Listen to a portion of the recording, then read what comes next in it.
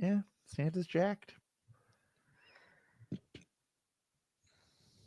Hello and welcome to this episode of the Star Wars Generations podcast. Today we're continuing our coverage of Skeleton Crew Episode 5. Friends, it is December 27th. Most of us are doing fun holiday things, but we decided, even with all of that, even though most things have closed down, most podcasts are closed down for the year, we are here because we want to give you our Skeleton Crew coverage because we have so much to say.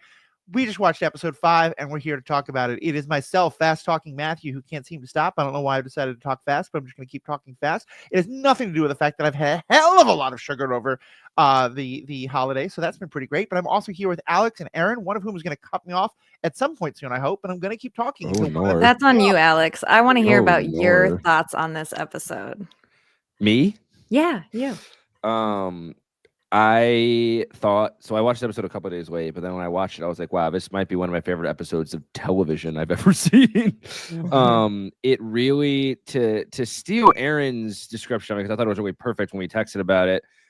It's like a combination of National Treasure, Stranger Things, and what was the third thing you said? I think I just said Star Wars. And Star Wars. Well, it is truly like this to me. Felt like.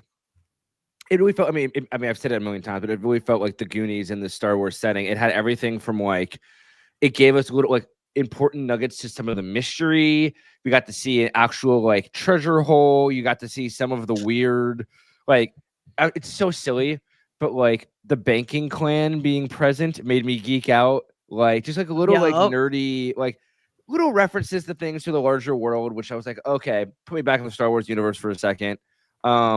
The booby traps, just all of it felt like it did. It felt very like National Treasure, which I freaking love National Treasure. And it felt like, I don't know, Pirates of the Caribbean, National Treasure, Star Wars, all of my favorite things all literally wrapped into one episode. And it was just like, I loved every second of it, including the captain battle.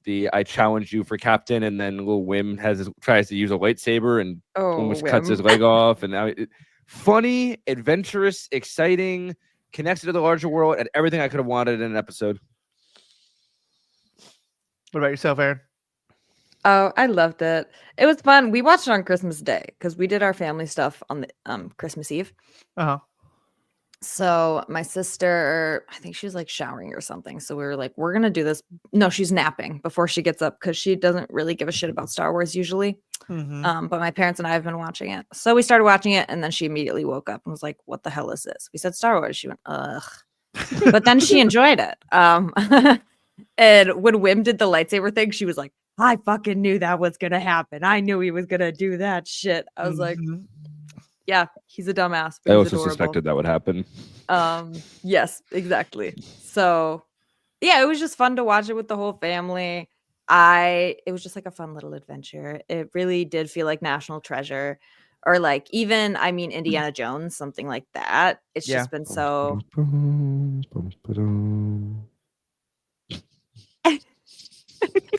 It's been so long for me since I've watched any of those types of movies. So it was just like really, really fun to see it brought into my favorite universe. What were your thoughts, Matthew?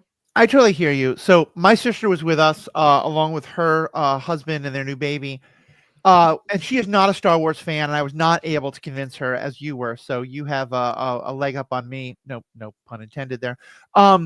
In terms of family stuff, but I did get to finally watch it late last night after everyone had gotten on their plane and headed out. And yeah, it was just so much fun. It was fantastic. It was, especially because like, I like how they're doing a great job of continuing to add more and more to the mystery of it all and the questions we have, but they're also keeping us so entertained that I'm not like chomping at the bit, like, oh my God, tell me. Because like, you know, we have this guy in Jod who has some kind of force powers, clearly. Like, I think at this point, the idea that it was all just like magnets or a trick, he seems to have some kind of actual force power. 100% has force powers of some kind. And we're all like, okay, but he's certainly not like a Jedi. And we talked about why he probably wasn't like, we don't want Order 66 coming up into this show. But then he gives that little talk about like, be careful about attachments. And that sounds super familiar to us. And I think if the show didn't have the whimsy it did, if it didn't have all the fun stuff, I'd just be sitting here like, oh my God, once again, I'm wishing this was like all released at once, because just get me the damn answers to this. But instead, I'm like, okay, that's cool. But oh my God, look at what Wim is doing. Look at what all these kids are doing. Because you're right. The lightsaber moment was fantastic. And I feel like this is not the show that is going to fundamentally change the way I think about Star Wars and like add a huge amount to my view of the canon, the way something like, like the Clone Wars or, Last Jedi or the Acolyte did. But it's so much fun. Like I'm loving it. And I think it is, as you kind of said, as you said, Alex, like having the banking clan there just really feels like it's just making the world feel bigger, because not everything that happens in this galaxy should be related to the Skywalkers or Palpatine or Project Cinder. It doesn't have to be part of this great story, but it just shows you like, yeah, there's pirates out there. There's bankers out there. There's people doing dirty deals out there. And this is just an adventure that happens in it. And I don't think I could have put it that way, but I would say this is exactly what I wanted next from Star Wars. Yeah, low stakes, lots of fun. Like, I feel like when this show was made, if this show, like, wasn't amazing or if it flopped, like the stakes are so low because it doesn't connect to the larger story really in a super meaningful way, at least not yet. But if it hits, it's just like a really good standalone little Star Wars story. Yeah. It is lovely. I've been recommending it to a lot of people, like, especially people who don't watch the Star Wars shows. I'm like, hey, I mean, if you like Star Wars and you liked Stranger Things, I feel like give it a go because you don't have to know a ton about Star Wars. It's not going to play into all these bigger things that you don't understand or don't care about. It's really just like a fun little thing. And I'm really glad that we have something like this again. Because even like, I feel like Clone Wars or Rebels almost started out like that, like hee hee. And then it like really quickly got dark and meaningful, which I love and I'm very happy about. But I do like I like the idea of having a show that's more like pure. Yeah.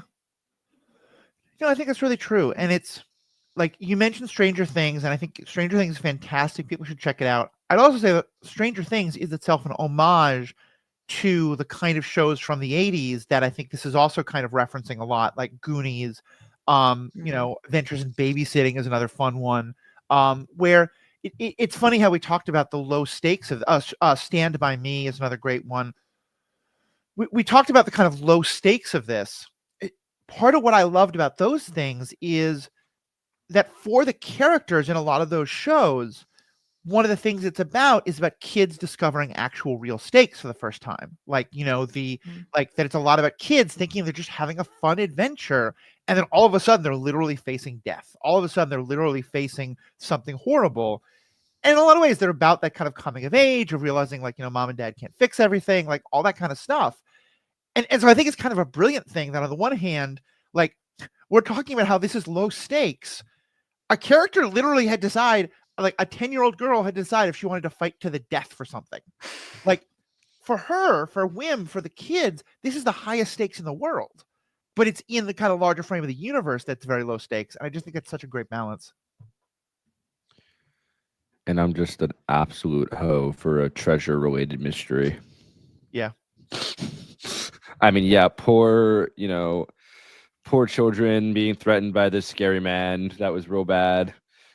Jude Law, shame on you, fucking asshole. I'm hoping that there's some sort of redemption moment for him, but maybe he's just a pirate through and through, a little slimo.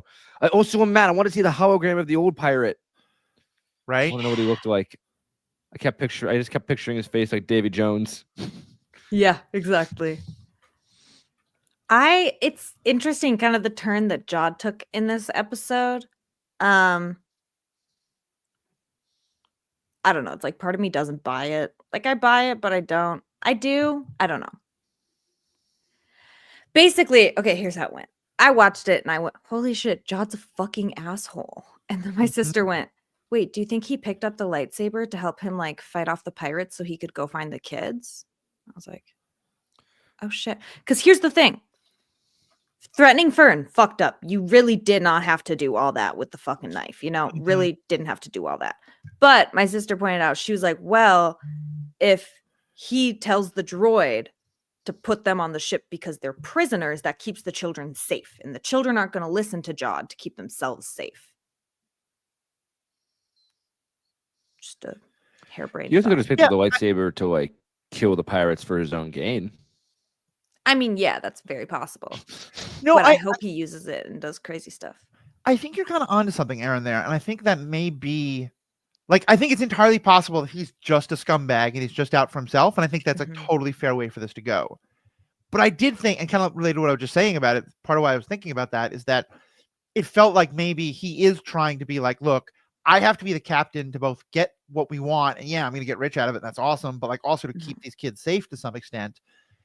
But also he's kind of doing what I'm talking about is he wanted to scare the living hell out of Fern because he wants these kids to realize this isn't a game. This isn't fun in games. I can't let you guys be the captain anymore. You're going to get yourselves really in trouble or get yourselves literally killed. And which again is like, it's very not Jedi and it's awful and terrible. And Fern's going to make some therapists very, very rich over the next 30 years, but may also be what saves their lives.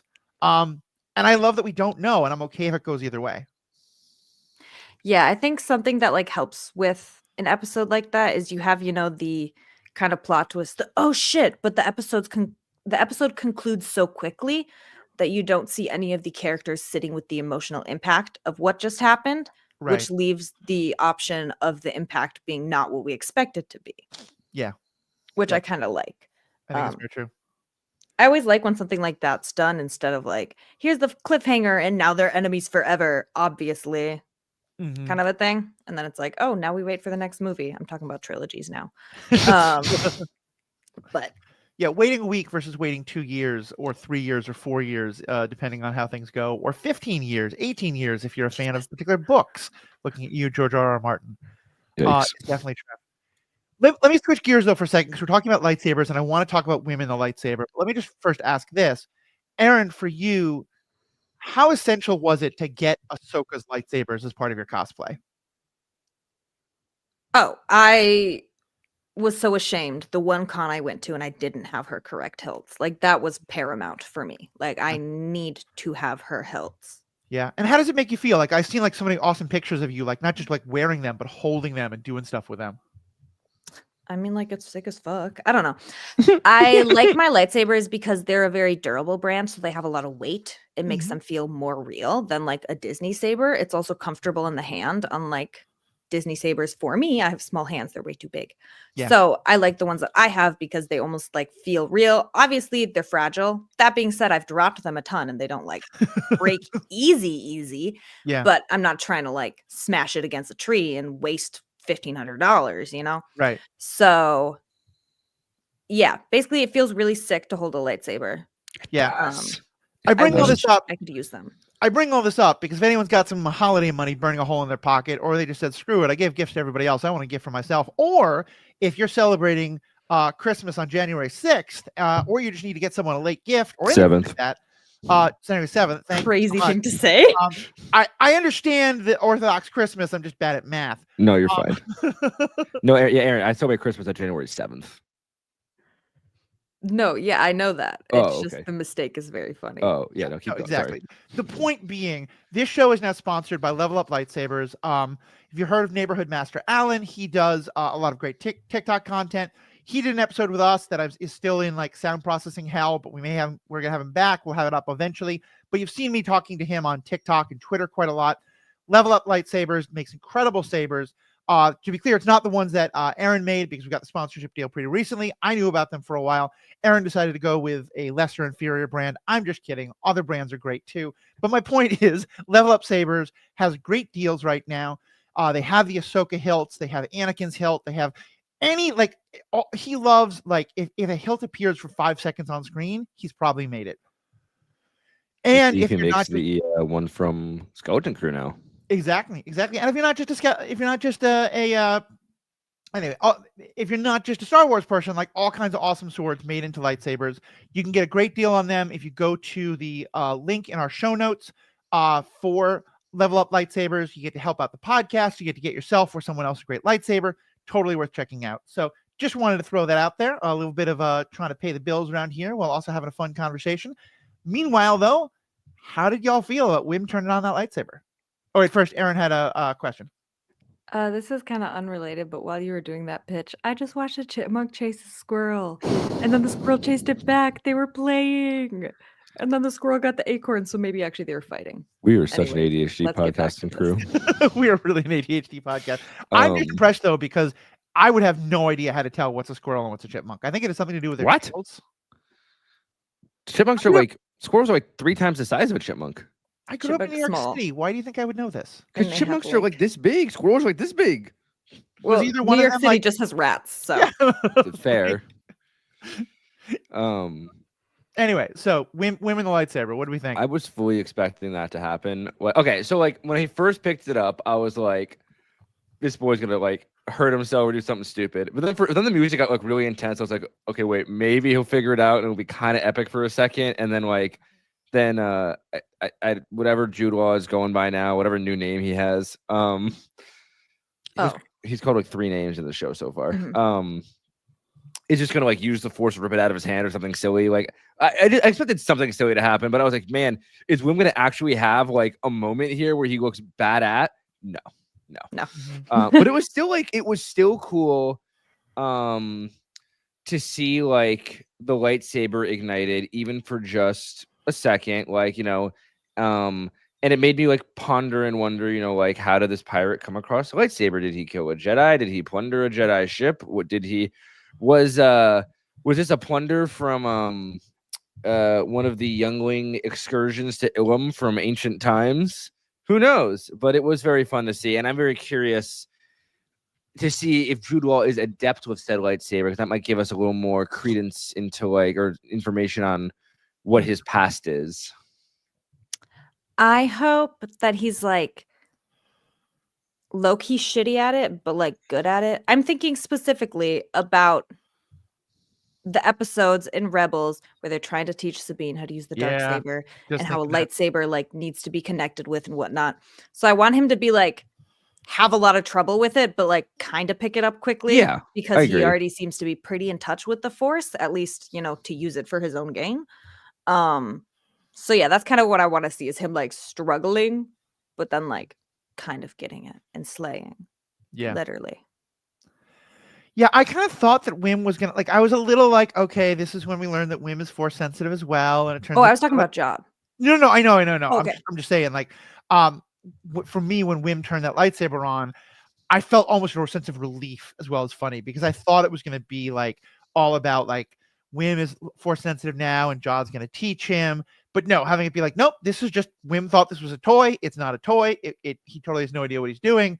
And then, yeah, setting it up that like I think it's Chekhov's lightsaber. Like, we're going to do something with it before the end of the show.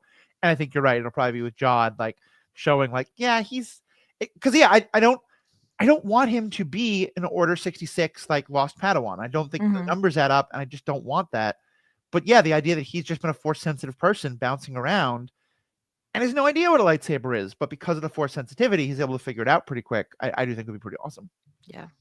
I will say, when Wim picked up the lightsaber, I really thought he was going to have his moment. I really thought he could like flick it on. And then I thought like the counterweight would be too much and maybe it would like fall to the side or something. But no, he just nearly chopped his legs. Yep. Which was comedy, I will not lie. That shit went flying. It was a good comedy.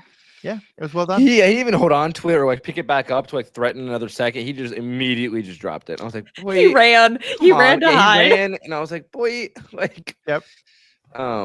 Also bold of them after they ran to like use the little trap door when there was just acid in the outside room. Like, you don't know where that trap door goes. Like, what? Uh-huh. I don't know. I found that to be really interesting. I also just found the general treasure room. I mean, I was like geeking out. I also like want to go back and just like scan every inch of the screen to see if I can like pick up on any like little like I don't know, like different things from different cultures or things we've seen before. But I was very intrigued to learn that At-Aten is the last remaining Old Republic mint. That's what they said the treasure is. And I want to know if they mean like, because now we're like in the New Republic, if they mean like the Republic before the Empire, or they actually mean the Old Republic. Because if they mean the Old Republic, that would be freaking awesome. And it is like, supposedly like a really, really old pirate and all these ancient texts. Like, it wouldn't surprise me if it was like the Old Republic. But if that's the case, has AT-AT been operating? And they talk about the Republic and these old Jedi and Sith texts. Have they been operating with like the knowledge and the belief system of the Old Republic from thousands of years ago? Because if so, that would be so cool. I don't know why. I would find that so much cooler than just operating in the like pre-Empire Republic mindset. And it would be like the first time any sort of live action Star Wars or really makes a direct reference to the Old Republic in like a larger way, and could be a possible like nod or segue to that supposed film we're gonna get relate like on a James Mangold film. Yeah, that's supposed to be like 25,000 years ago or something. I don't know. I'm getting too deep into it, but I was just excited. Yeah, I hope it goes back to like the Old Republic as well, not like the pre-Empire Republic. Because I mean, I was thinking about this while you were talking. I was like, but do those credits look that much like credits from the Clone Wars? I feel like it's a similar shape, but I just don't, off the top of my head, I can't think of if Clone War era credits have what they have printed on them. right. To know if they look like those doubloons or whatever they called them. Mhm. Um, like we've reprinted money entirely in my day, like, and I every now and then I'll see like you may see them as well, like see like one of the older like $20 bills or something like that clearly looks like it's not like with the newer green and stuff like that. It looks a little Mhm. more faded, but those aren't worth a lot more. Those are like 30-40 years old, but like a $20 bill from the 1800s, yeah, that's probably worth something.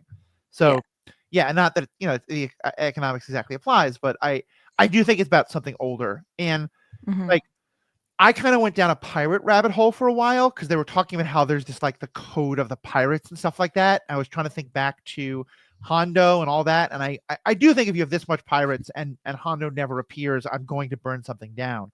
For the reasons I'm kidding. I'm just the kids say that to express their frustration. I didn't. No, yeah. You know what I mean? But I kind of was like, well, no, but of course, like different pirates do different things. But honestly, I would kind of love it if it wasn't that they were saying there was this like universally accepted code of the pirates, like in Pirates of the Caribbean. Just this one like nutty captain had programmed Smee to be like, here's what the code of the pirates, and no one else has ever heard of this. I would kind of love it whichever way it goes.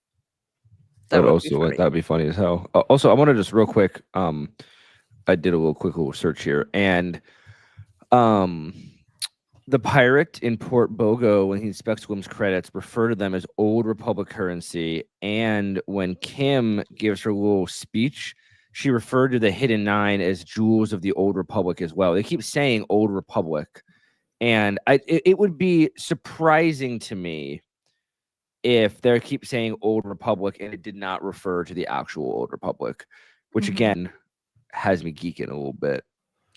And what I really want to make sure that we're talking the Older Republic, not the High Republic, because the High Republic is cool, yeah, but it can go fuck itself when it comes to the Old Republic. I care about the Old Republic way more, just personal biases. So I really want it to be kind of canonized in some way, shape, or form, like at least 1,000 years earlier. Right, because what you all are talking about is kind of like the Knights of the Old Republic, the EU. Yeah.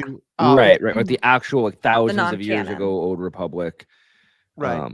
And like Revan, Bastila Shan. I mean, I like they were being present here, and like the currency being called, and like again, like he has these like Wynn carries around these jet, like they know about the Jedi and the Sith, and like he carries around these like very like, I mean, they're kind of old looking things, but like it's like the classic Jedi versus like it's just the Sith were not well known at all in the world. Like in the Old Republic, the Sith were super well known because there was a gazillion of them, and they would attack the Republic, and they were like a well-known entity. In the era of the Republic before the Empire, the Sith were not a known entity. Like they didn't know who the average like Republic citizen had no idea what a Sith Lord was. Right. So it would be weird to me, actually, if I think about it, and I have not thought about this till now, it would be weird to me for a child to know about the Sith, especially without knowing about the War with the Empire or Palpatine or any of that, because that's when the Sith revealed themselves, which leads me to believe, now I've just convinced myself on this podcast right now, but it 100% is the Old Republic, because there's no way that Wim knows about the Sith and has these like Jedi versus Sith, little things. I mean, it is the Old Republic. I like that thinking. I'm not sure that that's accurate. I know that in some of the books they've established that like that people they don't think the Sith are around. They think they were defeated 1,000 years ago, and it's more like they're legends and fairy tales. But that like often the Sith are referred to as like, oh yeah, way back in the day, we fought the Sith. So I hear where you're going, and I feel like the phrase "the Old Republic" has definitely been used for the time before Palpatine. So I want to be a little cautious about like hoping too much of that, because I think we do have to have some it seems like we have established that there is the High Republic, and then there's the fate of the High Republic into the Empire. We don't know what the time before the High Republic should be called. Having it be the Old Republic would make sense, but there's just Listen, we had I like so much to time of throw thinking all like this caution would be a to the wind. 1-for-1 crossover, and it hasn't. I just want to be cautious there. I like to throw all caution to the wind. I'm gonna stick with my beliefs just because I feel like it'd be more fun that way. But also, Fair. I get what you're saying. But like in the books and stuff, is it ever just like an average person talking about the Sith of old, or are they usually people like acquainted with the Jedi? Yeah, like I think I'm trying to remember in Darth Plagueis, but I think that when they first reveal themselves to the Neimoidians are like, wait, the Sith, those are just legends. Like, But also, heard Darth the word. Plagueis is now not canon. So within the canon universe, I don't personally know, and there could be stuff out there. I don't personally know of the average citizen knowing about the Sith. So it just feels weird to me that this child does. Right. Yeah, Mhm. no, I think it's true. I think it's definitely true. We'll Oh man, this has the potential to be something really cool now. I lied. The stakes are high. The stakes are high, everyone. see. Look, for me it's Hondo. For you guys, it's the Old Republic. I think it's totally Yep. fair. I mean, I want to see Um, Hondo too, but There's a lot more we could go into, and I don't want this to go too long, but let me just ask, what y'all think about Tim Burton or Singh? interesting.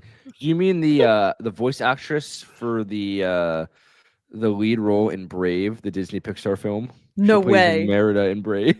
No way. Does anyone remember the actual character's name? I think it's Merida or Meredith or No, not in No. Brave. In oh, this Alex. ADHD podcast, that Star Wars, is the Merida, tangent by the things. way. Merida. Merida. Anyway, what's the character's name in Skeleton Crew? The I'm one who trying to figure it out. Skeleton Crew. Hold on, because I saw this on Star Wars' Instagram because they were saying she's our queen. Hold on, someone yap. no, I'm sure. I found it. Pocket, Pokkit. Yes, Pocket voiced the by Bounty Kelly Hunter. McDonald. Yeah. Yeah, so what y'all think of her? Uncomfortable. That's when my Mhm. mom walked in the room and went, ew. 'Cause my mom can't handle anything uncomfortable. Like, she hates whenever I wear white contacts. She hates that I cosplay a zombie. Like, anything slightly gory or unhuman, Uh-huh. she hates it. So she was not vibing with her. I was trying to figure it out because it's like, it's kind of giving Aura Singh, but like, if Aura Singh killed people by beating the shit out of them instead of like sniping them, Yeah.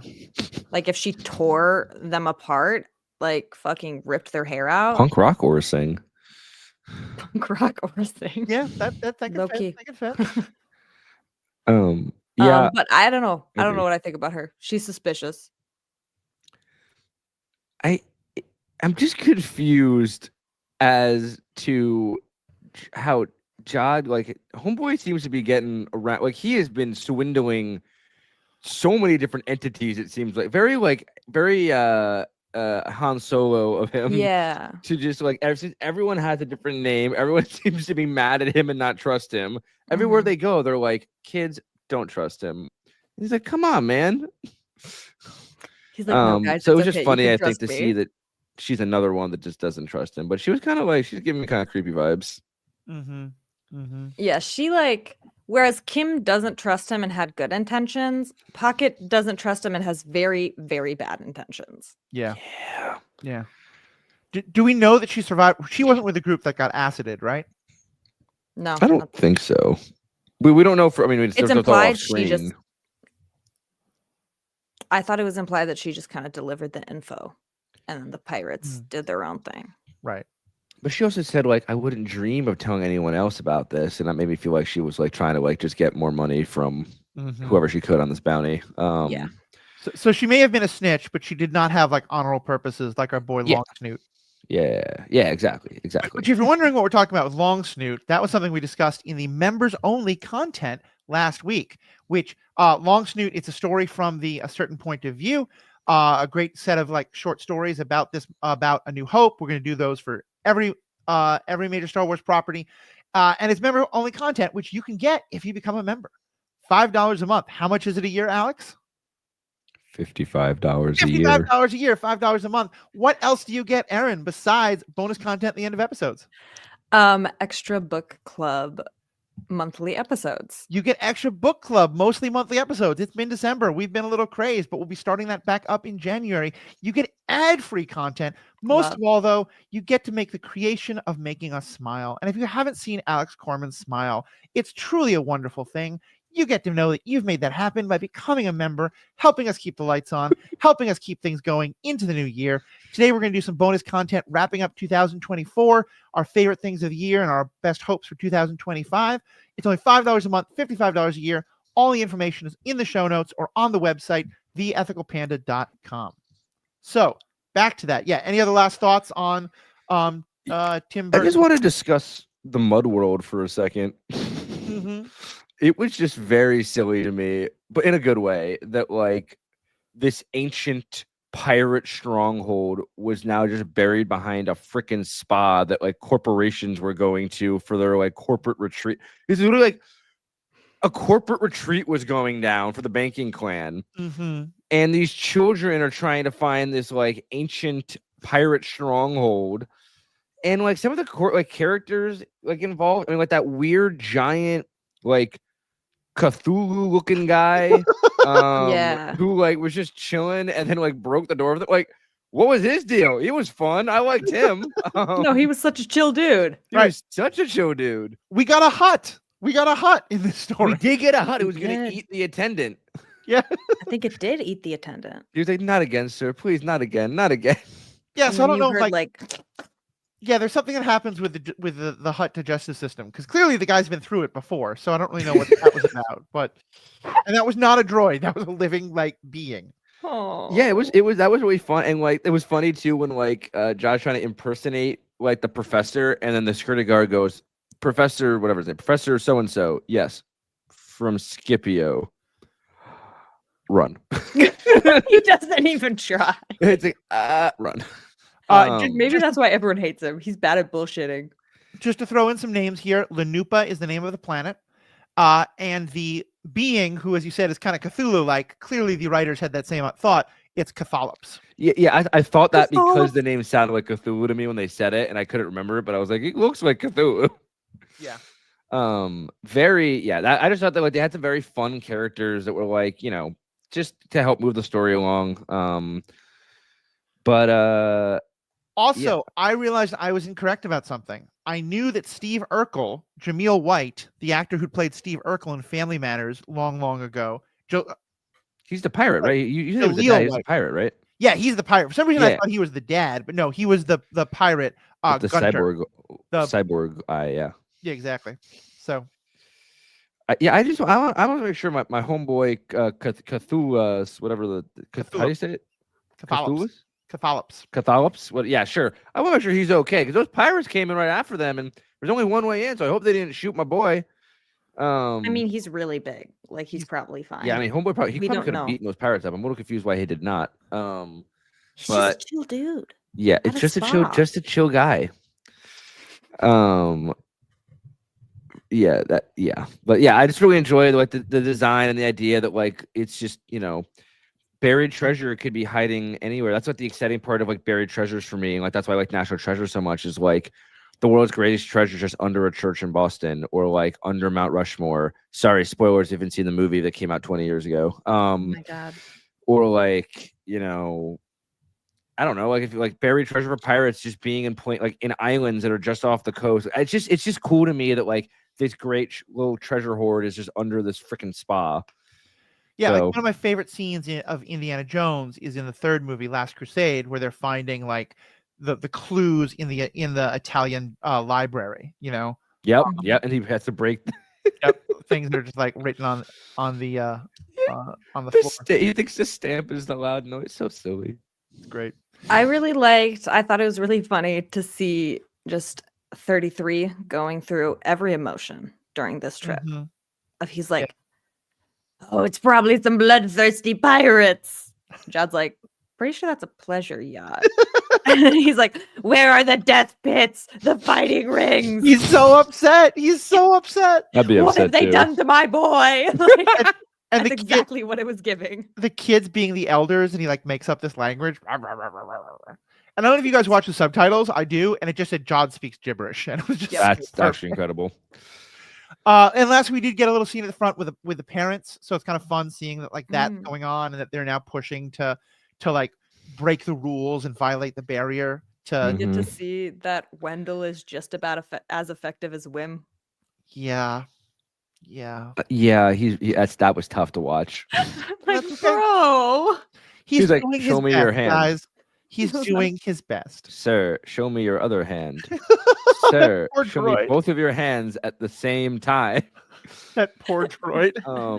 I have one more question before we go to member bonus content. I would just like to know if either you have any thoughts or theories on who the administrator is on At-Aten, because I am just curious if it's even a real person or if it's a droid or some sort of like something. It could just be a droid that was created thousands of years ago and has been running this show the whole time. I just don't know who would be running this and how you would trust like a living being to be the administrator for generations to come. Is it like a secret king?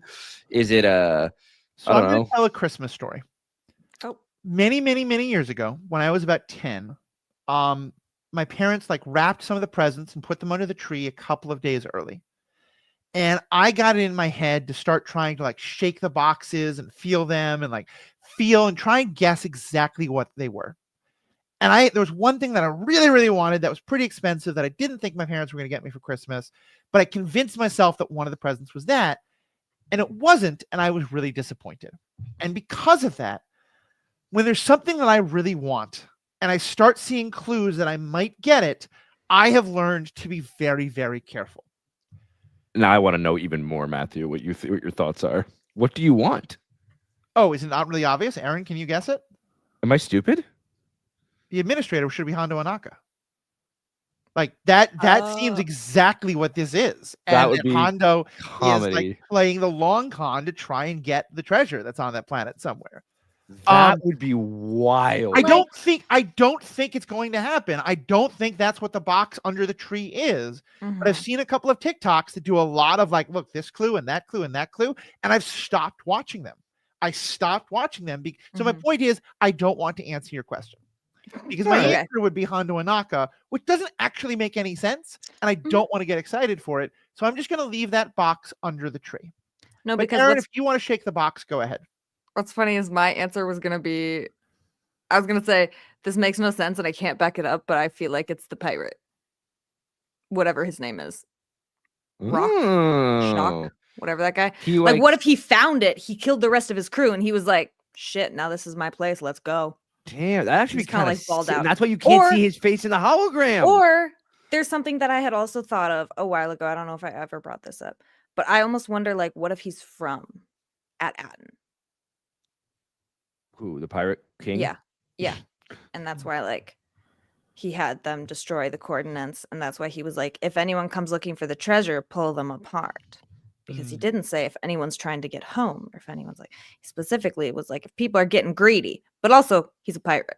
So, of course, he's talking about treasure. I like your first idea, I think, because that's why we couldn't see his face in the hologram. All he like tries his best to like destroy. He like why else would he be going to all the other ad worlds to destroy the coordinates to At-Aten? The only thing is, like, how old would this motherfucker be? Because it's clear There's- that 33's been gone a long time if they built all of Lenupe. I mean, there are species that live for, you know, Hundreds. a very yeah. long time. Like Mhm. Yoda species lives for 900 yeah, years. Yoda. We know Yeah. Wookiees live for like 300 or 400 years. The elves of Tamriel live for thousands of years. I'm kidding. I'm sorry. I don't all right. know what that is. But yeah, I feel like, or maybe the pirates, like a robot, or maybe like I mean, in the EU, the Sith Emperor lived for like millennia too. There are ways. I feel like it would not surprise me to have a Star Wars being live for a very long time. True. But True. I don't know, Elder or maybe Tamriel, it's by the just way, is a descendant. reference to Elder Scrolls, Morrowind, and Skyrim, and all that. Yeah, they live for a long time. And I don't know. I feel like it just could be possible. Could be his descendant. Could be like his great grandkid. The only thing I don't want it to be is like a Jedi or a Sith or some weird like Force user running the show. Because that would feel like, Yeah. well, if it was like a Sith who's just been holding this place down. Like, I don't know. Unless it was like, no, that'd be stupid too. I was like, well, unless it was Maul who took over, but that'd be dumb too. The only way I'd be okay with it is if it ties into the Acolyte. Because I have been having a lot of fun with the people who all hated on the Acolyte being like, okay, fine, I guess Skeleton Crew is pretty good, even though all Star Wars is woke and dumb, all that nonsense. And so if it does tie into the Acolyte somehow with the Sith, I'd be like, ah, That would yes, be it'll never incredible. die. But who knows? So all right. I think this is a good place to wrap up now that I've completely jumped the shark. Aaron, did you have a last comment? You're frowning at the TV. At the No, camera. no, I don't. What was the name of the planet again? Lenupa. Thank you. Lenapa. Thank you, Lenapo. Anyway, yes, thank you all so much for listening. If you are a member, you can stick around for the bonus content where we wrap up 2024, talk about our expectations and hopes and dreams and ideas for 2025. If you want to become a member, you can do that, and then you get to re-download this podcast, listen to old episodes, listen to new episodes, listen to our ads for Audible, which we didn't do, but you can also get through our show notes, lightsabers, podcasts, books on tape. Why do I keep saying books on tape? There hasn't been a book on an actual tape Audiobook. in 30 years. Audiobook. Thank you. That's the better term. We've spoken. Stay classy, Lenapo. Contact waste removal. We may have a situation. What a good show. What What a a great good show. show. And we're back. Hey. So we have I'm bad at math. 5 days to the new year, 4 days to the new year. 2024 is almost over. Let's recap. Best Star Wars moment of 2024, Aaron. Or sorry, best hold on. on-screen 2024 moment. Holy shit! What? Can we back the fuck up and just review? Because I actually don't even remember what all came out. Can we back the fuck up for a second? Sorry. That was really funny. I'm also gonna do a quick. Yep. Let's see here. I'm just gonna hit that Goog. Oh, I'm on. Wikipedia has a whole list of things that came out. Oh God, of course. All right. So here's what we had in 2024. Mandalorian and Grogu and Ahsoka season 2 were announced. Skeleton Crew, The Acolyte, final season of Bad Batch, Ooh, Star Wars Tales of the Empire, fuck. Lego Star Wars Rebuild the Galaxy, OMG. Honestly, fire. officially introduced Darth Jar Jar, so I have not seen that. It's so good. Star Wars Outlaws, which I've talked about a good deal. And I think that's it. Oh, Okay, this is so wait. hard. Was Ahsoka? Ahsoka was not this year. So it was the end of last year, I What think. was the first one? Wait, did Bad Batch come out this year? Bad Batch? A season of Bad Batch came out in February. It's Bad Batch. I don't care. It's Bad Batch. I'm killing myself. Bad Batch is so good. Oh my God. Happened? Was there any one particular moment though from it? Like one scene, one character arc, one storyline, one beat? Oh God. Oh God. Okay, so I mean, I loved Crosshair dealing with his trauma, Mhm. but the scene at the end of the show where we have that time jump and then it's adult Omega and Hunter's old, I was like, oh, okay, now I know what pain is. Yeah. Now I really know what pain is. Yeah. But I really loved seeing that moment at the same time. Because Mhm. it's something I've always wanted to see is like a clone in Clone Wars animation aged in Yeah. a healthy way. Yeah. It hit hard. Healthy You know? way. It hit hard. Because like no shade to the clones and rebels, but they're all. Yeah. I just don't like the animation as much. Alex, what about you? Single moment, it's probably an unpopular answer because the show was canceled. But I cannot. I still am screaming, crying, and throwing up that live action Darth Plagueis was revealed to us this year. That even for just 2 seconds on screen, I got to see Darth Plagueis creeping in a cave somewhere. As just a big fan of like the Palpatine Sith story and like the lore of the dark side and his rise to power. That was just a payoff for me that I've waited like most of my adult life for. Mhm. Yes, Aaron. Can I add another thing? Can I finish mine? Yeah. Sorry. Or- I thought Okay. you were finished. It was I'm not almost like done. that. I I'm need to almost done. talk right I just want to say that now. I really hope that like 2025 or in the future, even though the Acolyte was canceled, they give us some sort of treatment for an exploration into Plagueis and his role in the universe. I would really, whether it's related to Palpatine or not, like, I don't care if it's Plagueis on his own and like the last episode, like a young Palpatine just walks in the room and like that's how it is, or like if it's Palpatine being trained and it leads into the Phantom Menace. I know people were kind of tired of the Skywalker saga, but I cannot get enough of some Palpatine stuff. And Ian McDermott already, I can't remember what his answer was. I have it recorded somewhere, but he literally said what actor he'd want to play a young version of himself. So he's like ready to go on that. So that to me was my top top moment. Sorry, Aaron, go ahead. No, you're okay. I feel bad. I did not mean to interrupt you at all. I just got excited.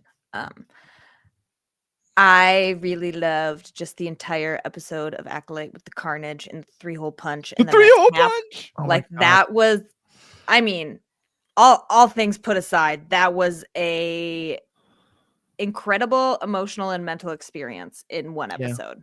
The headbutting to turn off lightsabers, the killing of Jakka, all of it was just so intense. It was so good. And for me, my favorite moment is also from Acolyte. I think it had some bad episodes. It had some problems, but I do overall love the show. And for me, it was watching Osha kill Master Soul and realizing that part of me was rooting for her. And like just how much of a mind fuck that was. As I was literally watching someone turn to the dark side, and I could sort of sympathize with them because not that it made the Sith good guys, not that it made the dark side good, but it made it relatable. And if you've listened to my superhero ethics podcast, you know that I am very into the idea that like if you make villains completely unrelated monsters, it's easy for people to think they will never become a villain. And that a good villain actually is when you're like, oh, if I wasn't careful, I could see myself doing that as well. I could see myself going down that same route. And then often like the way we treat people, the abuse we heap on them, like that, you know, a lot of villains are people who are treated very badly and then react very badly. And it doesn't justify it, but it also means maybe we don't treat people so badly to begin with. Also, in your vein, Matthew, I agree. Like, I think my second one would be the light, like seeing a kyber crystal bled and turned into the, I was gonna say that again on screen, a payoff for me because we've read about it, we've known that it's existed, but to see it happening in front of me as she like turns to the dark, I was like, oh my God. Yeah. I don't understand to this day how people did not enjoy that show. It was so good. Yeah. I'm like, now I need to rewatch it. Yeah, but right? Plagueis, was that the same episode or was there 2 different episodes? I think it was the same episode, wasn't it? Yeah. That episode of the, that's my answer. That episode of The Acolyte was my highlight of the year. So my next question is, what's the hardest moment of this year as a Star Wars fan? It can be like a bad moment from a show, it can be something else. For me, it was, and I admit this isn't a moment because it's not a specific thing, but it just happened again and again and again. The cancellation of projects that were announced. I'm getting to the point where I'm like, until I start seeing set photos get leaked, until I start seeing stuff like that, I don't want to know about what Star Wars is doing because we've had so many, fits and starts and like, oh, this is going to be this. So actually, no, it's going to be a movie, not a TV show, or actually, no, it's not happening at all. I at this point don't really know what Star Wars projects are in production, and I don't really want to know anymore because I don't want to get excited again for a, what was the Patty Jenkins was going to do something about like X-Wing Rogue Squad, I think, or something like that. Rogue Squadron. Yeah, like that's been canceled. The Lando show has been like put on and off so many different times. Same with the Rey movie. Yeah, exactly. So the Rey movie I think is pretty solid still, but still it's just like I'm done with hearing announcements and then hearing them backtrack. I want them just to stop making announcements until they're like, okay, actually, yeah, this is being released on this date. We're filming it already. I can second that. I can understand that. Uh-huh. I kind of got that attitude a long time ago, like probably 5 to 8 years ago. I was on Pinterest and I saw this thing that was like the master map of all of Marvel's plans until 2023, or like some crazy year that didn't seem real at the time. Uh-huh. And I scrolled through and I was like, what the fuck even are any of these projects and or characters? But I remember being excited for some of them. And Yeah. one of them was the Black Widow movie. And I read that probably in like 2012. Yeah. And I was like, okay, I'm assuming that's never happening. And there is a bunch of projects on there that I read that have never happened. Yeah. And I kind of learned my lesson. I Yeah. was like, I need to stop getting excited about this shit, because just because a studio or an actor or a producer mentions they're working on something, or even states that they're doing something, even puts a date on it, doesn't mean it's happening. Yeah. And in fairness, like the MCU has had their troubles too, but they're so much better at the Star Wars. Like so many of those Star Wars things just haven't happened. What are Yeah. you guys like? What was kind of the hardest thing for you about being a Star Wars fan this year? Whether it's a specific moment, a movie, a TV show, an episode, a fandom thing. You broke a nail while cosplaying, like whatever it is. I'm editing that out. That was horribly sexist. I'm sorry. Waiting in line for Hayden Christensen. No, that wasn't the worst. It was That kinda is a stressful, though. self-inflicted wound, my friend. Listen, I can I now had a good stare time. at his autograph every day of my life. It's in a And place of honor. I took down my rebel helmet to put the think- lightsaber up there. You can stare at it and think it would be better if it was Matt Latner's. It would not. I have his autograph on a poster in my room. That's fair. That's fair. I mean, honestly, like the worst moment this year that I can think of. Well, hold on. We just before I say this, I want to confirm something. Yeah, that's what I thought. It was the death of James Earl Jones. Yeah. Losing the voice of Darth Vader, the voice not only I mean outside of Darth Vader, like The Lion King is a very like special movie to me from being a kid, and like the voice of Mufasa, and just an incredibly gifted actor. And like we already have lost so many of the actors from the original movies. I mean, from the original like kind of main cast of Episode 4 of the major characters, all that's left is Mark Hamill, Harrison Ford, and Anthony Daniels. Everyone else has died, and so it hit me really, really hard when James Earl Jones. Like I remember actually like crying when I heard that news and was really down the rest of the day. And so I think for me that was the hardest Star Wars related moment for me this year was the loss of him. If we're talking like show stuff, the cancellation of The Acolyte was also upsetting to me, specifically not even just that it was canceled because I was excited about the show, but that it was directly because Lucasfilm and Disney decided to listen to the vitriol of the noisy minority and shut it down, which was really frustrating to me. But like they could have that kind of power when we're seeing that kind of power gaining power in our larger world without getting into more detail. And so it's just frustrating to see that even leak into supposedly my escape from all of that. So those are probably the two most, Acolyte frustrating, James Earl Jones loss, devastating. Yeah, I hear that. Aaron, what about yourself? I do want to mention Carl Weathers, who we also lost this year. Mm-hmm. Yep. That this year? Sucked. Yeah. Yeah, that was Oh my February. God. I mean, I'm just like looking at the Wikipedia about things that happened, and it's like That was this February. was released, this was Damn. published. Also, this person died. I'm like, God damn, we lost a lot of baddies this year. Yep. So always love and respect to those who help bring our favorite thing to life, because that's incredible and we all love it. Something that was hard, I think I got sick of living with one of the greatest critics of The Acolyte. I was fucking sick of it. I hate having, like my dad fucking hates The Acolyte. He didn't fuck with that show at all. That's rough. But a lot of it based on because he really wants Star Wars to be good and evil and doesn't love a sympathetic villain because he thinks that evil can't be sympathized with, which is interesting. Has he met Thanos? Thanos is just bad at math, but I understand your point. It's like sympathetic-ish. Yeah, I don't really know. So yeah, it's like that is tiring for me when I Yeah. just want to like enjoy a property with my parents, and then it turns into like an argument. Like literally, it would be we end the episode. I'm like, and he goes, "Star Wars fucking sucks," and I'm like, Oh, "Great, God. thank you, I love that." So there was some frustration and struggle with some of the properties released this year, but I think kind of the experience I'm having with them about Skeleton Crew is making up for that, because Nice. except every week I go, "We should watch Skeleton Crew." My mom goes, "What's that?" And I go, "Show about the kids?" She's like, "Oh, why did they call it Skeleton Crew?" Oh my Like, you gosh. work in the medical field. Skeleton is not a dirty word. It's not inherently scary. Like, you have one in your office. It's That's people. Well, let's close on a happier note. What's the thing you're most looking forward to for Star Wars in 2025? I'm going to Star Wars Celebration. And Uh, I've never been, and I'm going to Japan for the first time for it, and I'm gonna just be surrounded by Star Wars fans from around the world and all of the actors that brought my childhood and my adulthood dreams to fruition. And Mhm. even though I know I disagreed with y'all about not being excited about new projects, I will listen to every single panel and hang on every single word as they announce new projects. yes. Yeah. No, I want to hear Unfortunately, all I'm about just it. like, I'm just gonna be there. So super excited for that. And then from a show standpoint, what is even coming out this year? Isn't the Mandalorian movie coming out? I thought that was next Mandalorian year. movie's coming out. Next season of Andor is coming out. Vision season 3 as well. I still need to watch. I'm Vision. seeing Mandalorian Grogu movie scheduled for May 2026. Damn. I guess out of what's being released, definitely Andor season 2. I mean, that's gonna Yeah. be freaking insane. Sorry, freaking incredible.